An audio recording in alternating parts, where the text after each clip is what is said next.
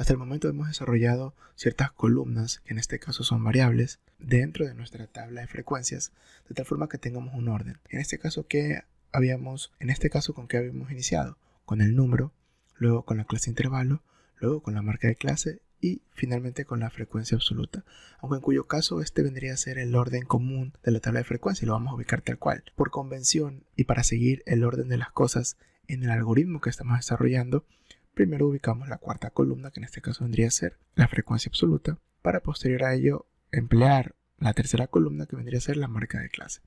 Ahora vamos a crear la quinta columna, que corresponda a la frecuencia relativa, que no es otra cosa que la frecuencia absoluta, la observación que yo tengo en la posición iésima, ¿correcto?, dividido para el tamaño muestral. De tal forma que mi tamaño muestral, ¿cuánto es? Bueno, yo en primera instancia tengo que tener claro cuántos elementos tiene el objeto denominado data. En este caso son 50, ¿cierto? Que es lo que yo estoy ubicando en este caso. Son los valores que tenemos aquí, ¿correcto? Entonces, ¿cómo nosotros determinamos la frecuencia relativa? Que básicamente lo más engorroso al realizar la tabla de frecuencia fue justamente calcular la frecuencia absoluta. Una vez calculado esto, nosotros a partir de ello ya se muestran las otras variables asociadas a la misma, porque todo engloba en base a la frecuencia absoluta. Y en base a esto uno puede determinar inclusive cuál vendría a ser el comportamiento de la campana de Gauss o de la curva que yace por lo general en un sistema bidimensional, en un sistema de dos ejes coordenados, X y Y, ¿correcto? La variable endógena, la variable Y, o la variable exógena, la variable X. Inclusive esto nos permite visualizar cómo vendría a ser el comportamiento de la misma. Bueno, en cuyo caso, ¿cómo sería? La frecuencia relativa es muy sencilla. Utilizamos el elemento, la observación, en este caso 5, y lo dividimos para el tamaño muestral, que en este caso vendría a ser 50. Y me sale 0.1, que es 0,10. El valor que tengo aquí con dos cifras significativas. ¿Correcto? 0,10. Por eso usted observa 0,10. Algo de matemática sencillito. Aquí sería 0,1. Tiene una sola cifra significativa. Por eso usted observa la diferencia. Vamos a lo otro. Sería la observación siguiente. 7 dividido para 50. 0,14. Dos cifras significativas, ¿correcto? Entonces, así sucesivamente vamos a determinar, bueno, en este caso sería calcular, porque estamos realizando pequeñas operaciones aritméticas para determinar ahí sí la quinta columna de nuestra tabla de frecuencia, la cual sería frecuencia relativa. Entonces, quinta columna,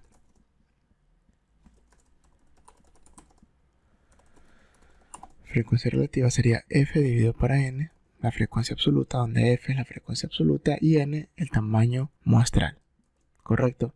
Yo voy a crear el objeto variable denominado f_rel. Vamos a crear obviamente un vector vacío cuya longitud sea la de conteo, ¿correcto? Solamente por formalidad, porque básicamente conteo tiene 6 valores asociados. A raíz de ello vamos a crear el bucle que ya veníamos haciendo. Básicamente las funciones que ya hacen en RStudio y las funciones que usted puede observar en cualquier lenguaje de programación como Python, MATLAB, Wolfram. Bueno, aquellas que tengan asociadas ya funciones creadas, ya funciones predeterminadas. ¿Cuáles son las funciones predeterminadas del lenguaje de programación? En este caso podría ser min, la media aritmética.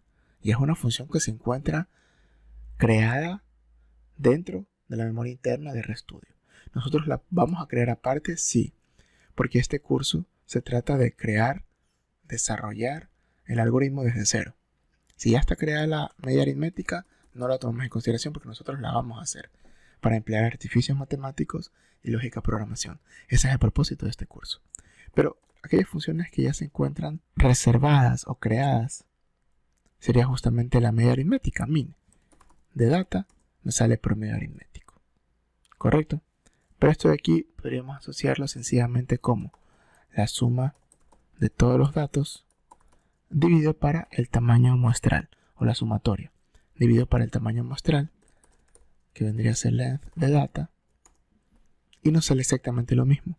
¿Por qué? Porque yo sé cuál vendría a ser la expresión matemática, o en este caso aritmética, asociada al promedio muestral. Entonces, lo que hizo la persona que desarrolló esta función o palabra reservada min, promedio aritmético, aquí en RStudio es sencillamente emplear esto de aquí. De hecho, si usted ubica solamente aquí min, le debería aparecer toda la correspondencia con respecto a dicha función, que muchas veces suelen estar asociadas no solamente al código bit que utiliza o a la palabra reservada, sino a la función que ésta representa. Bueno, volviendo a lo nuestro sería for n in 1 hasta length de conteo. Efectivamente, ¿qué es lo que nos interesa en este momento? Abrimos las llaves para ubicar el argumento y sencillamente indexamos a nuestro vector vacío. Básicamente, la mayoría de las funciones aquí en RStudio están hechas a partir de bucles. ¿A qué me refiero con bucles? For y también condicionales. ¿Correcto? Para que ustedes lo tengan presente. Por eso nosotros lo hacemos así de esta manera. Porque este es el core, este es el corazón de este lenguaje de programación. No solamente para RStudio, sino para también uno muy parecido como lo es Python. Ok, f sub guión de n es igual a conteo de n dividido para length de data. En este caso, ¿no? Que es lo que estamos considerando en este momento. Entonces, en base a la observación o a la longitud que tenga la frecuencia absoluta, yo indexo el valor y lo divido para la constante. La constante siempre va a ser el tamaño muestral. Esta no cambia en el tiempo, no cambia a medida de que avance el bucle o la iteración.